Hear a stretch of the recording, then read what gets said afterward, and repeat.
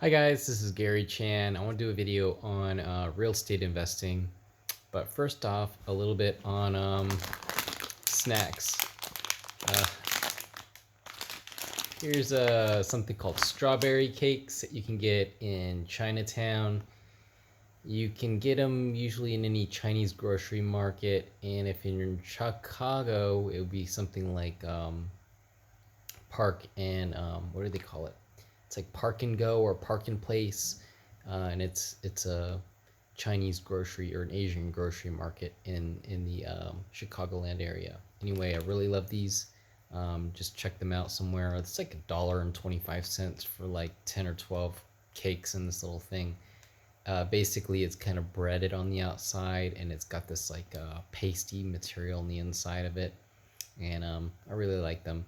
They're about 100 calories for each of the little squares in here, and so you could really fill yourself up on 2 or 3 of them um, between meals or anything like that. Anyhow, um, what I want to talk to you about is if you've been investing or if you're looking to invest or buy a house, just a general thing in terms of what you should be looking for. Um, I personally have been investing in like C and D class neighborhoods, and they are a very challenging class of property to invest in. What is that? C and D class neighborhoods are your lower end class of neighborhoods. There could be domestic violence, crime, burglaries, gun shootings, stolen cars. So that's for the crime. The school districts are like 1 to 3 rated or lower. Um, and if you collect rent, you might not always get the rent that you want. It's not coming regularly. And then when you're soliciting for people to stay in your house, you're gonna have a hard time finding quality people. So right now, I'm getting today, for example, I had about 4 or 5 calls, and 2 or 3 of them, one of them, uh, background check, just literally Googled his name, found that he had called in a bomb threat to a courthouse in 2013. And I'm sure this video shows all the drama, the real drama that real estate can have. um, and sex, he was a sex offender. So there was a picture of him, like larger set version of him from, I believe it was 1991.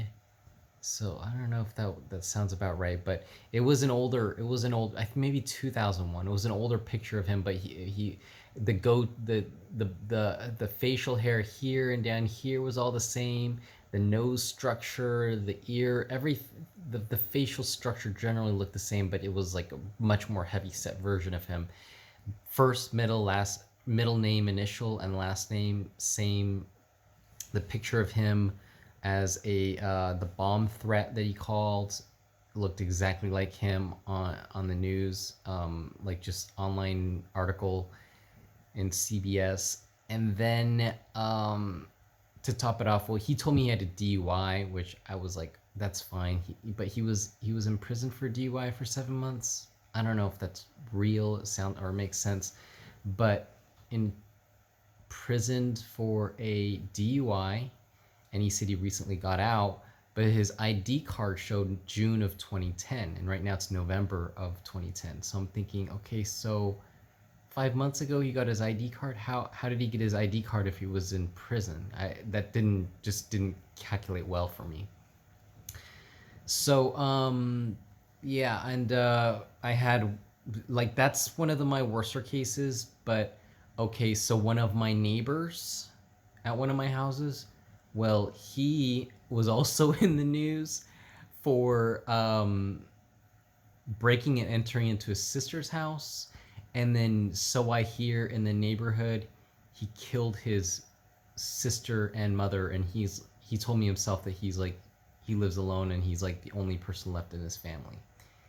uh now For a lot of you guys out there, I would imagine this is not the type of life that you want to live or the kind of people you want to be dealing with. And then that being said, would you want to deal with the B class property? And that's what most of the investors deal with. Now, for me, this is what I can afford. So this is what I'm working with. It's given me the opportunity to learn a tremendous amount about construction, experimenting with a lot of different things in terms of rehabbing houses, fixing them up, testing different things, seeing what works, what doesn't. I've gotten a lot of experience even beyond the workers that work on my houses, the construction workers that have had like 15, 20 years of experience. I'm just testing, experimenting with a lot of stuff. Why? Because I'm buying the houses for pennies on the dollar, literally pennies on the dollar. And for the rentals, for the people that I can get to rent from my places, my rental returns are reasonable. But I've gotten death threats, I've gotten burglarized, I've gotten cars stolen, and I've heard gun shootings during the summer. So you have to think about this. Like, is this something that you real personally would want to deal with? And if you don't have to deal with it, and you've got kids and a family and all that, then you might want to consider a better neighborhood. Now, if you are thinking about like the rental market and real estate investing, think about buying a house where, let's say you buy a house for $150,000 and you're going to spend $30,000 to $40,000 to fix it up. Avoid any house where you have to do a gut rehab. What does that mean? The big things you want to avoid when you do a rehab: you don't want to deal with foundation repair. And by that, I mean taking out like the pillars that hold the building up. If you notice big horizontal cracks through the wall, maybe the house is sinking down. If there are a lot of old windows. Now this house here, I'll show you my windows. These are these are old windows. You see, these are pretty old windows. Now, I painted this, so it looks okay, but my dining room windows, the air is leaking through them. So I literally had a guy come over and put plastic tarping over the windows and just tape it there. And that literally is going to reduce the wind breeze. And that's my insulation, so to speak. Now, I know a lot of you guys out there might be getting windows that are dual pane. My windows have kind of like this storm window on the outside and then the window on the inside. So it's kind of has a dual pane effect, but some of my windows, the outside storm window part of it is not there. And again, these are old windows, so for me to replace it, I would have to take them out, and the size is not standardized, so I'd have to get custom built windows. I'd have to get them customly put in and maybe even cut to the right size. Windows typically might cost you $300 to $500 each. Now, it may not look like there's a lot of windows on a house, but if you start counting, I would guess there's probably about 30 windows in this house. Doors, factor about 30 doors. Now, if each door costs you about 100 to 200, now the doors might cost you $100 each, might cost you another $100 to install. 30 doors will cost you $5,000-$6,000. The windows, another $5,000-$6,000. So, although it sounds like, okay, doors and windows, that's simple, that's cheap, they can add up to a lot. Now, the other things: roofing, plumbing, electrical, furnace, HVAC, water heater. These are very expensive. Now, I personally put my water heater in. I personally put my furnace in. I bought them used. So my water heater cost me about $150, my furnace about $150. The duct work, probably like another $30 to $60 for the materials. The plumbing stuff, like the piping for the furnace, the electrical for the furnace, all that stuff. Let's say another $100 for, you know, all that sort of side stuff. Um, but the installation for a furnace typically is going to cost you like between, let's say, $1,500 to $2,500. That's even on the low end. On the high end, $3,500 to $7,000. The water heater, $500 to $900 to do the installation. And then for a new water heater, and I'm just talking just like a basic water heater, not like a tankless, could cost you like $800 to $1,000. So I think that if you are willing to learn or figure that out, it's it's like an intermediate level project that could be done. I personally still have problems with my roof. In this house, it's leaking on the front porch and back porch. I've done torch down roofing, silicone coating, rubber coating, asphalt roof coating, and then I've also done some patching of areas where it seems to be leaking. I'm going to try a little bit more of that where there's shingles that are missing. The leaking has minimized, but I haven't totally cured that problem. So, to back up a little bit, what I'm trying to tell you is, or go towards, is what can we do to find a rehab property with minimal repairs? And this is even for people who are pros at it. They will stick with what's called carpet and paint rehab. So you just go in and now, okay, the paint on these walls, I did a calculation, 7 to 10 cents per square feet. Think about this. If you go out buy a bucket of paint, $25 for a gallon of paint, that will cover 250 square feet. That's $25 divided by 250 square feet. That comes at 10 cents per square feet. It's the cheapest rehab that you're gonna get. That's if you're putting the paint on the walls yourself. Now, let's say you do carpet. Carpet's like $1 per square feet. Vinyl flooring, that's like $1 per square feet. Vinyl plank flooring, that's like $4 per square feet for the material. Okay, probably another $2 to $4 per square feet for the labor.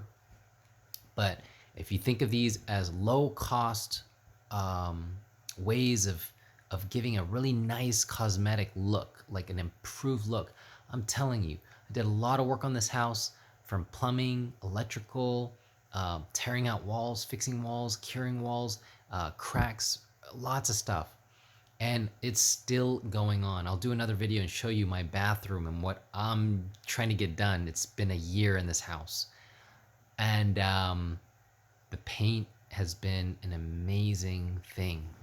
Let me show you guys what the paint has done in literally like a day or half a day.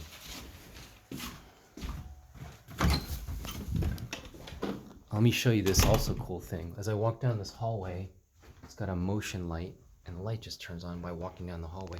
Now look at this, flat gray paint. Look at this room. It's a flat gray blue color, okay? Really improve the look of this room. Like I'm telling you, like 10 times better. This bathroom still being fixed after a whole year. Need an electrical outlet, need a new medicine cabinet, need a new upper lighting fixture. I'm gonna vinyl the walls here for the tub area. I've waterproofed the walls.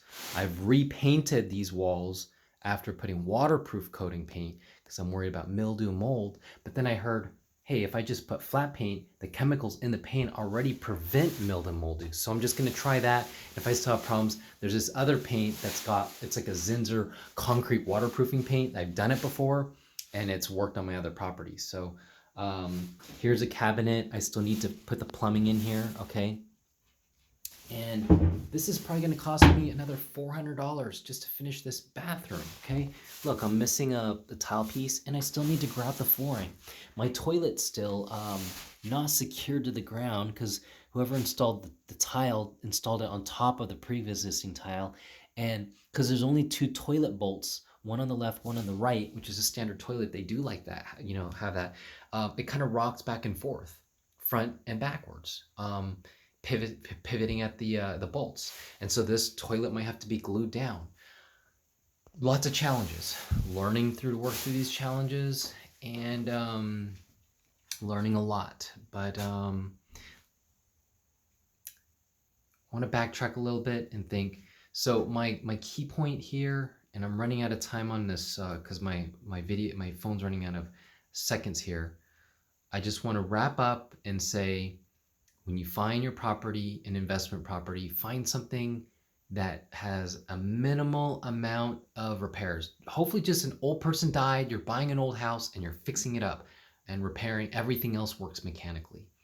I guess that's it for now, and I'll post an extra update, more information on this idea, okay?